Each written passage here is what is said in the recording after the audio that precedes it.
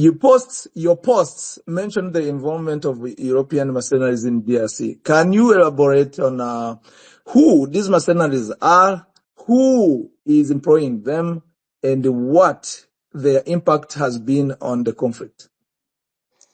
Well, first of all, we should ask ourselves why, for a country like Congo, with 110 million people, with the largest deposits of natural resource wealth of any country in the world,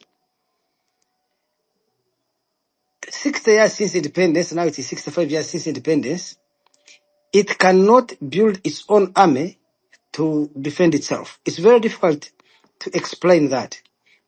So the government in Kinshasa has been terrorizing its own citizens in eastern DRC. The citizens that it has been terrorizing have risen up in revolt against its incompetence, its corruption, and its tyranny. Instead of raising an army, even to fight those citizens, it goes to Europe and hires Romanian mercenaries.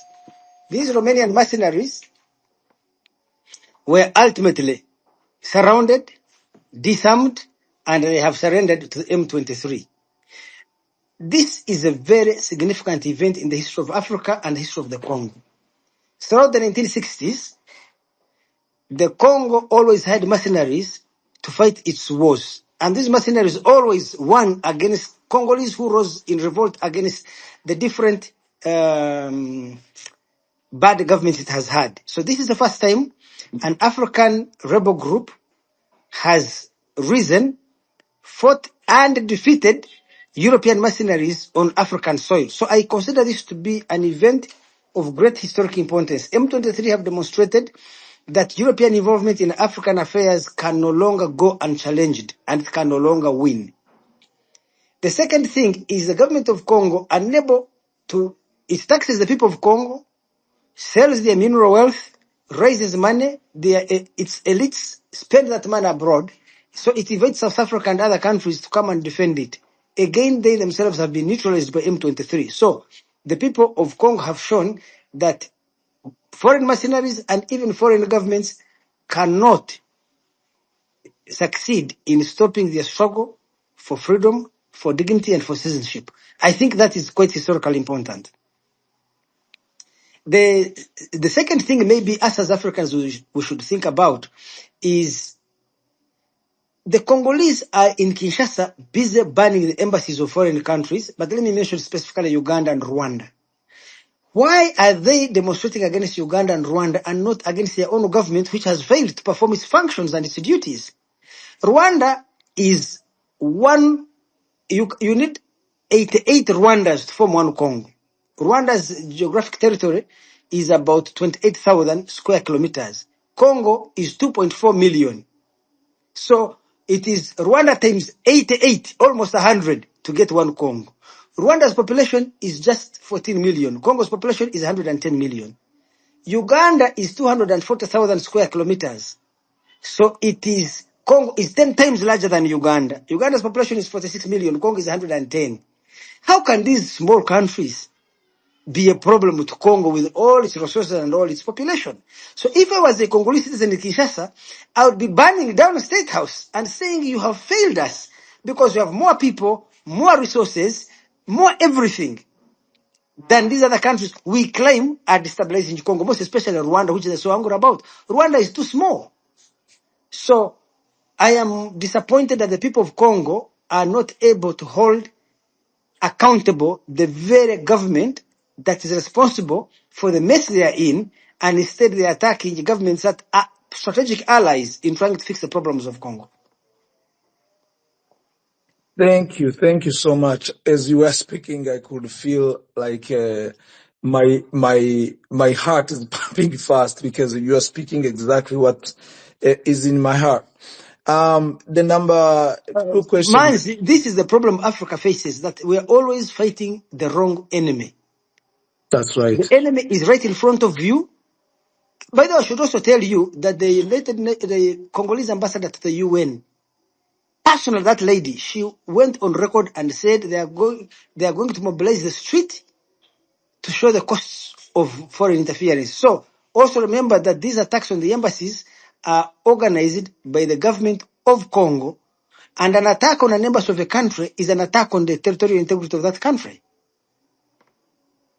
Oh, wow.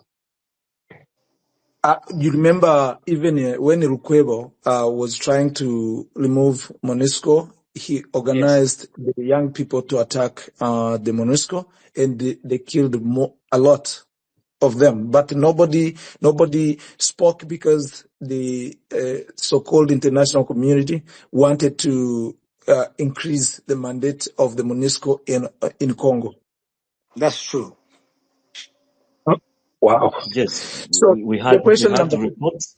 Go We ahead. had also, just to add news what we were saying, we had reports from Congo that these radical civil society movements that were against MONUSCO have been funded by this lady, this mom, this Bintu Keita. They have been funded, and today they are totally silent. They they are never any longer against the MONUSCO. It's crazy the level of corruption that is happening in that country. Can continue, please, Nancy. Yeah, thank you. Actually, you brought another important question because, a comment I wanted to make. One of the leaders of Lucha, which was basically at forefront fighting MONUSCO, they actually called her to speak at the UN Security Council, where since 1994, they never called a victim to defend themselves and to speak of the war that has been imposed to them because of how they look, but rather they continue to defend the atrocities rather than victims. So let's move on with the question number 2. So, basically on continue to historical context. Historically, foreign mercenaries have played a controversial role in African conflict. How does this involvement today compare to the past interventions like in the Congo during the 1960s or in Angola? Well, first of all, I should tell you, long before mercenaries got involved in Angola, in the 1960s, immediately after independence, the province called Katanga, at that time it was called Elizabeth, I think it was Elizabethville. There was Leopoldville, Elizabethville, but what is today Lubumbashi was the capital of Katanga province. It declared independence, and Moise Chombe, who was the head of that area, hired mercenaries. So that was the first time mercenaries were used in the Congo. Then when the forces loyal to Lumumba launched an assault on the government in Leopoldville, now Kinshasa, the government at that time under a president called Kasavubu hired mercenaries. When Mobutu came in, he retained this practice of using mercenaries. Remember, Mobutu did not remain in power in Congo for that long because of his internal military capacity. Most of the time, each time Congolese rose up in revolt against him, either Moroccan troops, French troops, Belgian troops, backed by the Americans, would come and prop up his incompetent state. So, since then, since independence, the Congolese leaders have been unable to build a state with military capabilities to protect the sovereignty and territorial integrity of Congo. The state in Congo has always been weak in terms of the enemies it faces, and therefore, but it unleashes arbitrary terror against ordinary civilians. What M23 has demonstrated is that ordinary citizens of Congo who are victims of its terror can organize themselves effectively, A, to protect themselves against the terror of the state, but also two, and this is the most significant, this is for the first time in the history of Congo, two, they can organize and defeat foreign forces that Congo government invites or hires to fight its wars. This is the first time foreign mercenaries on the African soil have been defeated by an African armed force that is not even funded by government, but is a people's struggle against foreign interference. So the South Africans have been neutralized, the Romanian mercenaries have been neutralized, and I think people, I do not know how many Africans recognize the historic significance of the capture of those Romanian mercenaries, the historic significance of the neutralization of the South African force involved in the Congo. If I was a Congolese citizen, I would be thinking of how we can use the nucleus of M23 to expand it across the whole of Congo, because it gives us evidence that we have a group of people capable of organizing sufficient military capacity to wrestle power from an existing and incompetent state and possibly create a much more efficient and capable state. What Congo lacks is an efficient and capable state. Congo as a state is absent on most of its territory. The absence of the state on most of its territory is a huge cost to so many of its citizens, but also to its neighbors. Enemies of Uganda can hide in Congo, in its forests and elsewhere, secure that the government has no capacity whatsoever to flush them out. But these people pose a security risk to Uganda, to Rwanda, and to Burundi. So, the citizens of Congo in Kinshasa who are demonstrating against these foreign embassies need to be demonstrating against the state of Congo. They need to be arguing that Congo needs to build sufficient military capability, because if the state in Congo was strong, then it would ensure security of all its citizens and the security of its neighbors. They will not be threatened by forces, their enemies, using Congolese territory. Now, that is why the debate should be. Foreign interference in the region is coming to accuse the victim, who is M23, of defending themselves and saying, stop defending yourself, sit idly and be killed by the Congolese government and its allied militias called the Wazalendo, and of course the FDLR, which is a genocidal militia allied to the Congolese government and a part and parcel of the Congolese army. Wow. Over to you, Manzi. Wow. Yeah, I got that. Thank you so much. So what has been international community's response to the development in DRC, and how effective do you think these reactions has been influencing the situation on the ground? Manzi, if you speak to individual ambassadors, like I've spoken to the ambassadors, Western ambassadors in Kampala, they have a fairly good idea of the problem in Congo. What I don't understand is why their governments cannot come out directly and actively with policies that recognize where the problem is. Because the current problem in Congo is a result of the failure of the government in Kinshasa to launch a political process through which it can have negotiations with M23 to end the current crisis. As I told you last time, when Tshisekedi was elected in December 2018, immediately he came to office, he invited M23 to Kinshasa. They were there for 14 months and they negotiated a peace agreement. Tshisekedi and his government signed that peace agreement. The terms of this peace agreement were that M23 would be reintegrated into the Congolese army. Remember that a lot of the fighters of M23, about 3,000 of them, are officially soldiers of the state of DRC. They have ranks, they have been receiving salaries and promotions which are eaten by the corrupt military officials in Kinshasa. So 3,000 of them were supposed to be immediately reintegrated. The other ones were supposed to go for refresher training and be integrated. They would be transferred from eastern DRC and taken all the way to Bakongo, 1,800 kilometers from Goma. This was a very good deal for Tshisekedi. It is difficult for me to understand why he walked out of that deal.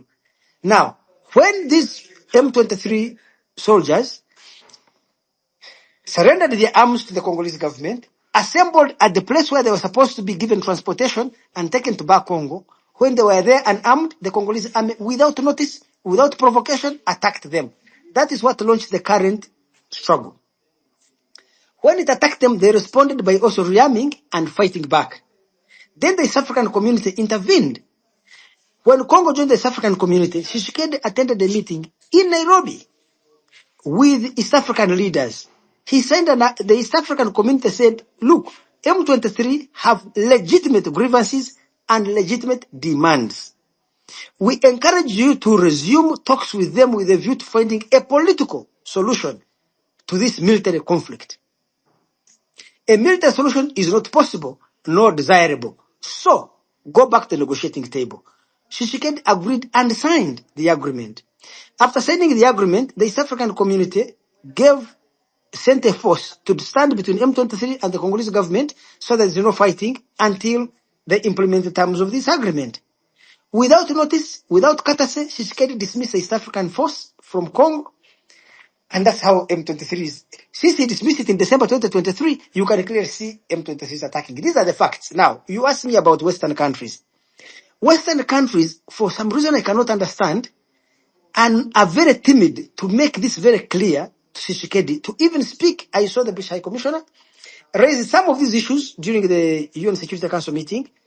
The Americans, they don't bring the issue clearly. They need to state that the problem to a peaceful resolution of this conflict is not M23.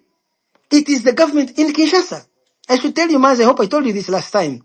M23 leadership, there are 9 of them. 7 came and met me in Kampala. They asked me to help them establish contact between themselves and the American embassy, the Belgian embassy, the EU embassy, and the French embassy. Can these embassies create an informal channel of communication, or these governments, can they create an informal channel of communication between us and Tshisekedi so that we can resume peace talks with a view to resolve the problems of Congo peacefully? This I personally presented to the Americans, I personally presented to the French and to the EU. They did nothing. Instead, the Americans went behind my back, told lies, and said I'm a coordinator of M23. I'm trying to help M23 have Americans remove sanctions. At the time, I didn't even know that there were sanctions against M23, and neither would it have mattered anyway.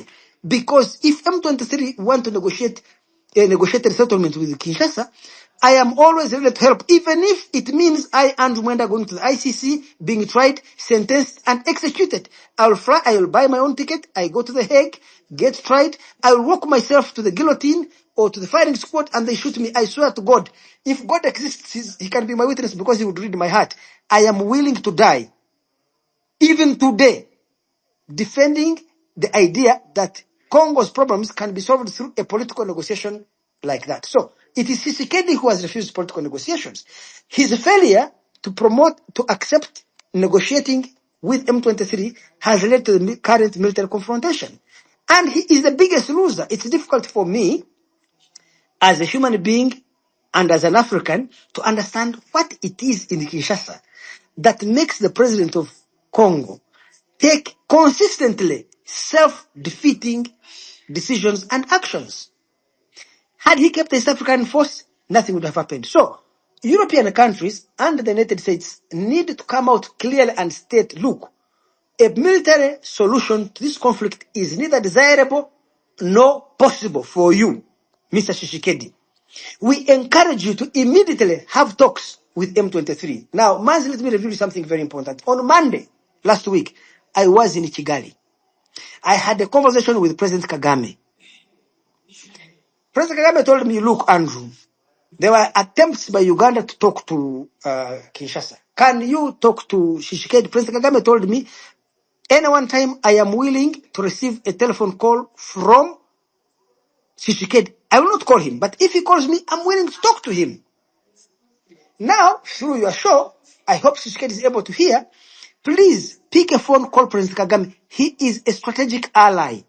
You may have hostile feelings towards him subjectively, but objectively, you need Kagame to help you resolve the problems of Eastern DRC. Rwanda has 2 issues in the Eastern DRC. Issue 1, the presence of FDLR in Congo and allied to the Congolese army. Tshisekedi can, as he did with Uganda to invade Uganda under Operation Shujaa to fight ADF, he can invite divisions of the Rwandan army to come and help him fight and defeat FDLR. That is a very important factor in establishing peace in Eastern DRC. For as long as the Congolese state is allied to FDLR, there can never be, Rwanda can never rest. That is 1. 2, there are Congolese of Rwandan culture in Congo who are every day threatened by FDLR, Wazalendo militias, and the Congolese army. They threaten them with, they persecute them, they threaten them with extermination, they confiscate their cows, they grab their land. Those people need protection. There is no way the government of Rwanda, which came to power by stopping a genocide against Tutsis, can sit across the border and watch Tutsis being massacred and it takes no action. You would be a fool to imagine that any government in Kigali would not take action. So, second thing for Tshisekedi, Kagame is a strategic ally, A, in defeating FDLR, but 2, in helping him build capacity in Eastern DRC to ensure that the citizenship rights of Tutsi Congolese, Rwandese Congolese are defended, protected every single day. So, if you try to exclude Rwanda from the equation in DRC, you are holding the wrong end of the stick. Now, let me tell you another fact. President Kagame met Tshisekedi in 2020 and proposed to him and said, Mr. Tshisekedi, Rwanda has enemies on your territory. Uganda has enemies on your territory. Burundi has the same militias, enemies on your territory. I would advise you to invite the three governments to come and help you neutralize their enemies on your territory. It is important that you call all the three of us. If you call one of us, people in Kinshasa may not understand. If you call Rwanda, they may think you're in the pockets of Rwanda. But if you say all these governments have a common problem inside DRC, they have their enemies on our territory, I'm inviting the three armies to come in, it will be politically feasible for you. Tshisekedi listened and said yes. When he left, you know what he did? He invited Uganda and Burundi and excluded Rwanda. Not only that, beyond excluding Rwanda, he allied the Congolese army with FDLR. He allowed his government to continue the same old attacks against the Tutsi community in DRC, denying them citizenship rights, killing them, raping their women, confiscating their cows, grabbing their land. So, I do not know why he does this. Again, to come back to your question, the Western countries would do Congo, Africa, and the whole world a ton of good if they openly told Tshisekedi, this behavior by you, these policies and actions you have taken are the source of this conflict. If you can reach out to your regional neighbors, talk to them, work with Uganda, Kenya, Tanzania, Burundi, Rwanda to resolve these issues, ensure that you promote a political solution rather than a military solution. If the Western countries would tell Tshisekedi that, I think some of them tell me they have tried and failed, but I don't believe them. If they made it very clear to him, he would recognize that he has no route for escape. He would sit and talk to M23. And all this problem in Goma would be solved in a month. That's the solution. Thank you. For your information, my village was liberated a week ago, and the last time I saw my village is when I was 8 years old.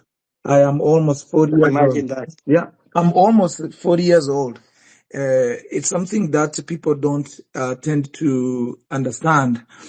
There is a facial feature that Congo has labeled as a Congolese feature, the way you look. And it doesn't matter whether you are from Uganda or Gabo or Nigeria. If you have that nose, the way they say it, you're going to go in my village without a problem. But the way Manzi looks cannot access his ancestral land because of how he looks. And it is okay for the international community. Hmm.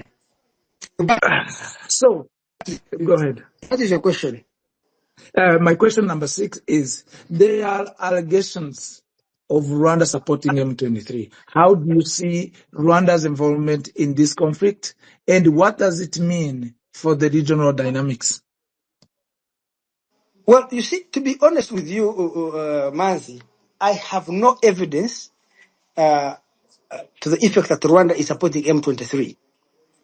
For me, the issue about M23 is this. Assuming I was in the shoes of President Kagame and the Rwandan government, my neighboring country has an army allied to my enemies.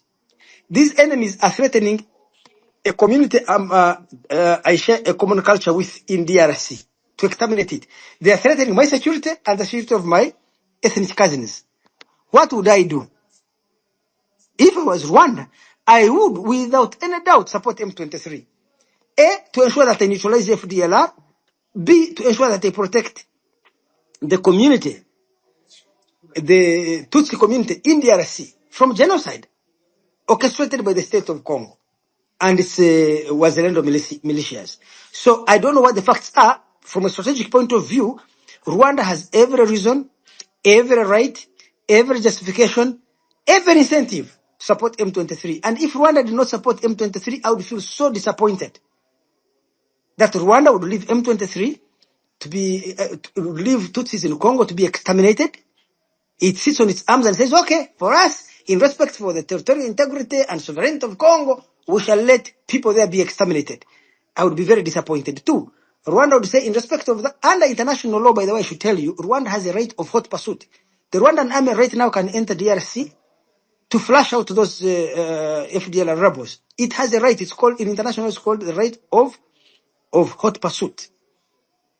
So it can enter directly with regular forces and attack FDLR. And given that FDLR is embedded in the FADC, the Congolese army, then it can also attack the Congolese army. I wonder why. I honestly think that President Kagame has exhibited extraordinary restraint against all the provocations by Kinshasa, against all the dirty tricks they have played, all the diplomatic intrigues. He has exercised extraordinary restraint. The situation could have been much worse than you see today, because remember that if RDF entered Congo, me and you know that the situation would be totally different. I see people say, RDF is in DRC. Oh, maybe they should let it go there officially, and they see what it means for the RDF to be officially on the Congolese, to be actively involved in the conflict in Congo. I think they tested when they tried to enter Gisenyi, what happened? So, within 2 seconds. You should, by the way, be doing this a lot, because you have so much knowledge that you are keeping to yourself. I think this should be your career from now on, to give people to some of the, knowledge you have. Question number 7. With the capture of Goma, there is a significant human rights concerns. Those By the organizations. way, sorry to interrupt your question number 7. Yes. I should tell you, on Monday, President Yoweri Museveni had a meeting with the ambassador of America and the High Commissioner of Britain. And he told them, he said, I have talked to President Tshisekedi several times, not once, not twice, not thrice, very many times. And I've asked him, please, a military solution to the problem in Congo is neither desirable nor possible. I implore you, I encourage you, talk to M23. That's what he told them. I have told the president of Congo so many times that he should talk to M23. So, the Americans, President Ruto had a meeting with the British High Commissioner, with the American ambassador. President Ruto told them the same thing, that we as East Africans have talked to President Tshisekedi about the necessity of a political solution to the problem in DRC. President Kagame has told them the same thing. So it's not that Western governments are not well informed. Why they act powerless or pretend or feign powerlessness in Kinshasa is what I cannot understand. Because I don't know how on earth President Tshisekedi can exhibit such a level of reckless belligerence when he does not even have any military capacity to stop M23 marching onto Kinshasa, except for the fact that he has some insurance policy that Western countries will come and rescue him from himself. So if the Western countries are really, really serious and genuine, they should advise their client that please find a political settlement. Now you can ask me question number 7. Thank you so much. I'm enjoying every bit of my time here. The question number 7 is, with the capture of Goma, there is quote human rights concerns. Now, Can you discuss the implication of the local population and how this should be addressed? Maybe you advise also M23. Well, first of all, I do not know whether you are aware that people, when there was fighting, many people left Goma. Immediately the fighting ended, I have seen masses of people going back to Goma. What does it tell you, Manzi? That M23 are a very disciplined force. They are not hostile to, they are not injurious to the civilian population. That is why the civilian population has confidence that once the fighting has stopped, we can go back to our homes. Right now, people are lining up on the Rwandan border, going back into Goma. I hope you have seen those videos. That is one. The chaos is actually far away from the battlefront. It's in Kinshasa. Hooligans are running around burning and attacking embassies of other countries. We are not seeing any looting in Goma. It means that the force that has taken over in Goma is disciplined and is able to control the situation. The force in control of power in Kinshasa believes in chaos because the people who went to attack the American embassy, the French embassy, the Belgian embassy, the Ugandan embassy, the Rwandan embassy, were militias. Just like there was a Lendos in Eastern DRC. Militias, hooligans, rascals, ruffians, organized by the state of Congo on the street. The Congolese ambassador at the United Nations herself, she said it on record, that she will organize the streets to unleash chaos. So, if I was again a Western country, who is the better person to deal with, M23 or the government in Kinshasa? The government in Kinshasa has proven that it's a criminal government because M23 arrested South African forces who were shooting at it. What did M23 do? Disarmed them and handed them over to MONUSCO, the United Nations peacekeeping mission there. Two, there are mercenaries from Romania hired by the government of Congo to fight M23. M23 surrounded them, forced them to surrender. Did it kill them? Did it beat them? No. It handed them over, gave them safe passage. They moved to Rwanda through Rubavu, went to Kigali. They have been flown out of the country, back to their country. So the actions of M23 demonstrate to me that here you have a rebel group that is disciplined, has ethics and morals, and is behaving in a responsible, civilized way. On the other hand, the government in Kinshasa, with its FDLR allies, it was a Lendo militias, its FADAK army, its ruffians and rascals on the streets of Kinshasa, are lawless and anarchical. These are mobs that need to be restrained. If you're in the international community, which group do you deal with? It is not good for us to continue respecting a government, even when that government acts as a terrorist organization. And then you claim M23 is a terrorist organization when they're the ones who are acting in a civilized manner. Their own white mercenaries have just been evacuated, given safe passage by M23. The South African army surrendered to them. They were handed over to MONUSCO. So M23 has exhibited great restraint and respect for human rights, for human life. It is the DRC government that does not respect the sovereignty and territorial integrity of the countries which have embassies in Kinshasa. The Americans, the British, the Belgians, the French, the Ugandan embassy, the Rwandan embassy. So we know who the bad actor in this conflict is and who the good actor is. Surely I hope somebody is listening, and I hope not just even listening, somebody is observing these facts. Thank you so much. So we are going to question number 8. DRC is rich in minerals, and this is one of the things that appears to every page in Western media.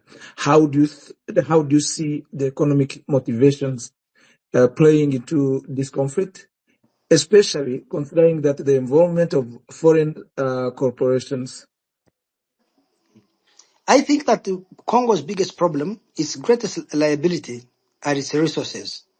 Because Western countries, especially the Americans, have a very deep interest in Congolese minerals. And I think they have calculated that to be able to access Congolese minerals, they need chaos there. Because if you have an effective consolidated government, it's likely to negotiate better mining agreements.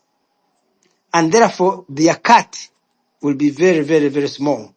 But if you have a government in chaos, weak, and at war, then you have an opportunity to take huge mineral concessions, mine minerals without any supervision, take them out of the country and pay peanuts for them. So I think that it is in the interest of the big powers who are interested in Congolese riches to keep Congo in chaos. That is why none of them responded positively to my efforts when I approached them to say M23 is seeking a negotiated resolution to this conflict. None of them was willing to take it because it's not in their interest. The people who have a vested interest in the stability of DRC are her neighbors, because if DRC is prosperous, it can add 3, 4, 5% GDP growth rate onto the economies of Rwanda, Tanzania, Kenya, and Uganda, because the trade between us would be big. It would be really, really big. And that is a catalyst for growth. So we are the people who have a vested interest in the stability of Congo, because a chaos in Congo affects us directly and adversely. Whereas the other international actors are far removed from the Congolese situation and they profit from its chaos. So we know who wants chaos, and we pure on the basis of national interest, and who has vested interest. Who has vested interest in Congolese stability and who has vested interest in Congolese peace. Thank you so much, sir, for your answering my question. Question number 9: what role should or could diplomacy play in resolving the conflict, and what kind of peace negotiation do you think would be effective given the current state of affairs? Hello, Manzi. Yes, did you hear me? Yes, I heard you. I think that Okay. first, to find a diplomatic settlement for the Congo crisis now, you need to bring Congo's neighbors on the table. We need to get Burundi, Rwanda, Uganda, Kenya, Tanzania, because Kenya is the chairperson of the East African community. We need to invite in Angola and some other countries like South Africa who are trying to play a role. I have, of course, a problem with President Cyril Ramaphosa. I have seen his tweets on this subject, and I think they are misinformed. So his tweets are misinformed. But if this is a player there, South Africa needs to be invited, and they sit along the table and agree on how they can help the government in Kinshasa find a political solution with M23.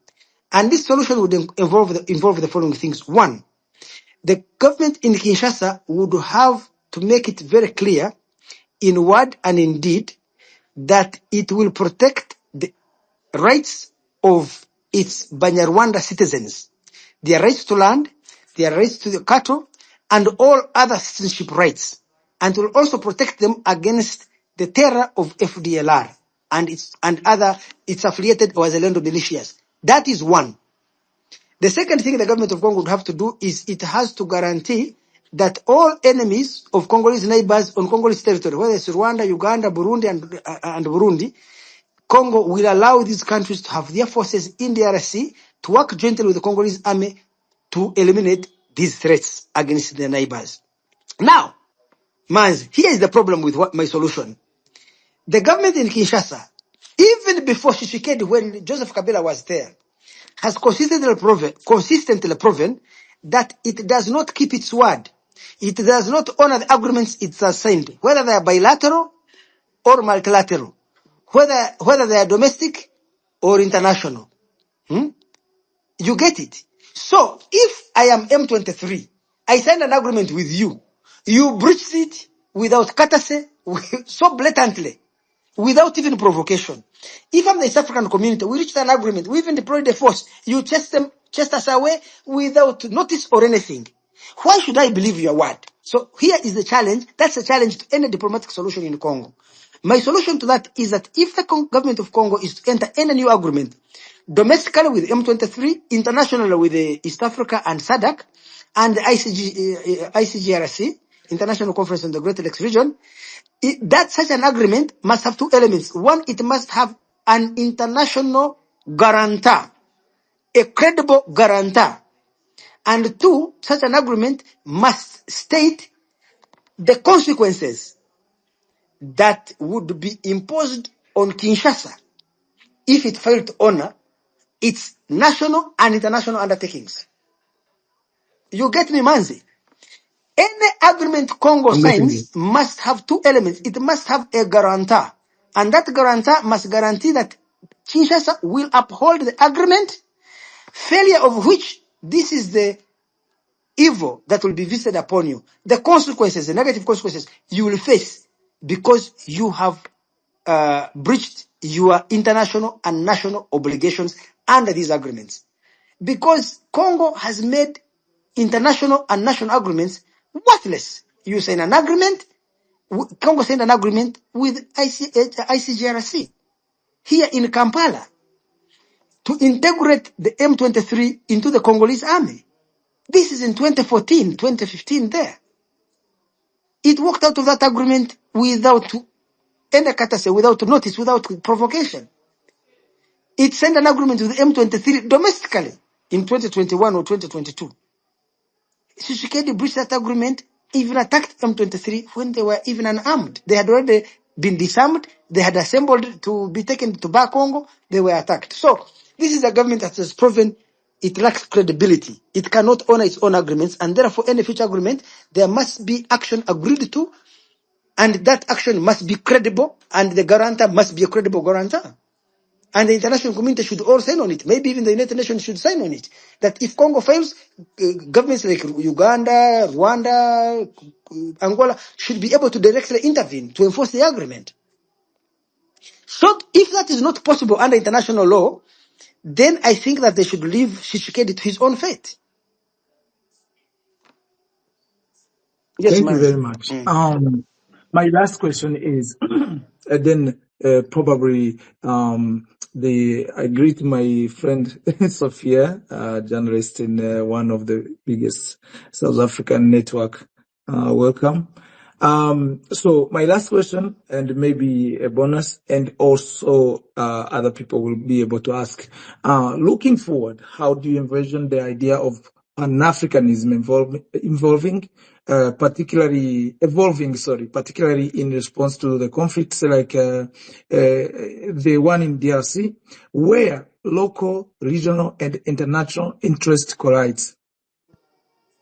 I beg your pardon. Your voice was disappearing. Okay. Looking forward, how do you envision the idea of pan-Africanism evolving, particularly in response to the conflicts like the one in DRC, where local, regional, and international interests collide? Yes, I personally think that the future of Africa, M23 capture of Goma, for me, I tweeted this. It represented something important. The first struggle for African liberation started with the struggle for independence. The second is this struggle against foreign mercenaries and foreign governments interfering in our affairs. The third struggle that will resolve these issues, even of M23, is the creation of a continental government for Africa. This continent needs unity. The borders we have, Manzi, were not designed by us. They do not reflect our interests as Africans. These borders were imposed upon us by Europeans seated at a conference in Berlin in 1884. Looking at a map and drawing lines on that map, looking at a river here, a lake there, a mountain there, a valley, and then saying this is a border. These borders created the kind of problems you see of local Congolese in Masisi claiming that the Banyarwanda community there are not indigenous to that land. In the Mulenge Hills, people there saying Banyarwanda go back to Rwanda. So to resolve these issues, we need to create a continental government for Africa. We can begin with regional and political integration. Then the East African community should form a political federation so that these borders become meaningless. So the next struggle for Africans will be a struggle to do away with colonially imposed borders, because these borders are the ones that also accentuate these problems that we have. We don't need a border between Rwanda and Congo. We don't need a border between Uganda and Congo. There are so many. I have relatives in DRC. I do not know whether you know that there is a large Batoro community in Congo. There are more Batoro in Congo than in Uganda. I am in Wow. Uganda. The deputy commander of the Congolese CDF of Congo, Algonza Moti, is a Motoro. So he's my ethnic cousin. Now, you can clearly see part of these problems that the second struggle for Africa, and I think M23 have made this statement, people may not be reading through it, that the second struggle should be a struggle over borders. These borders imposed on us and accepted by the Organization for African Unity and by the AU are also a problem for us. So, the third struggle for the liberation of Africa is the liberation from colonially imposed borders. Thank you so much, Andrew. And as I said, I have a bonus question. Then we can open the floor to the public. But Manzi, you should know that I need to be leaving at 7 p.m. your time. I have Okay. a country to govern in Uganda and the people to unite. Okay. How long do you have from now? 10 minutes. Maximum I can do is 10 10 minutes. minutes. Okay. So there will be no questions. So let me ask you this one. South Africa, not too long ago, had been going through apartheid.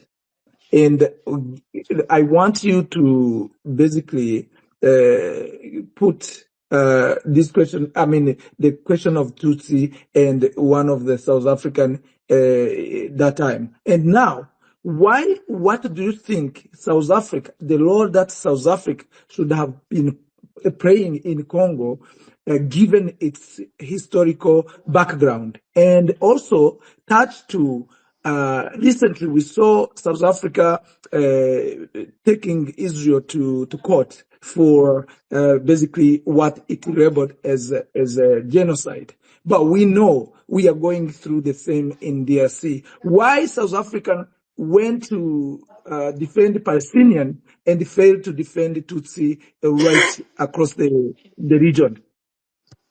So, I tweeted this issue saying I find it strange that South Africa can be going to the International Court of Justice to pursue the case of genocide against Palestinians, but it doesn't find it important to, then it finds it important to go to Congo to side with the government of Congo to commit a genocide against Tutsis.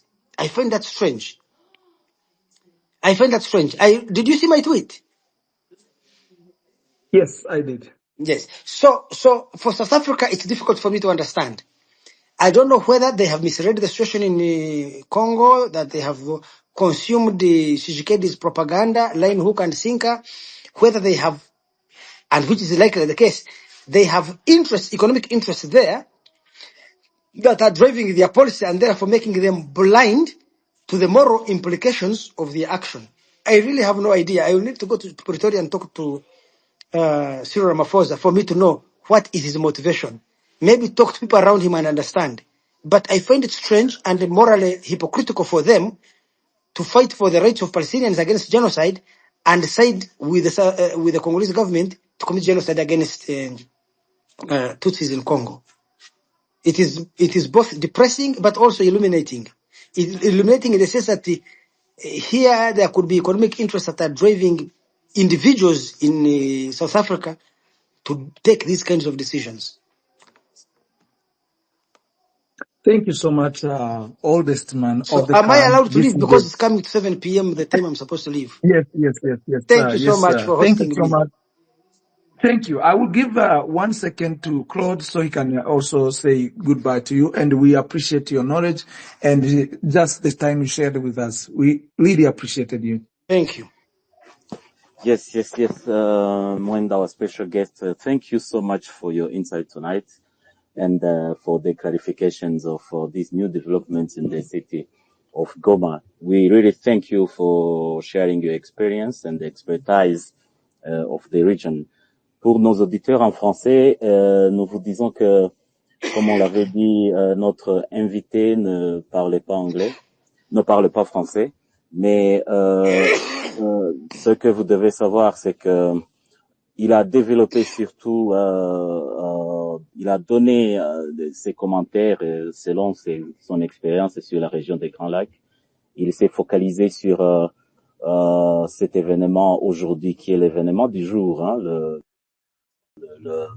le renvoi des mercenaires de Tshisekedi dans leur pays via la frontière rwandaise de Gisenyi, les mercenaires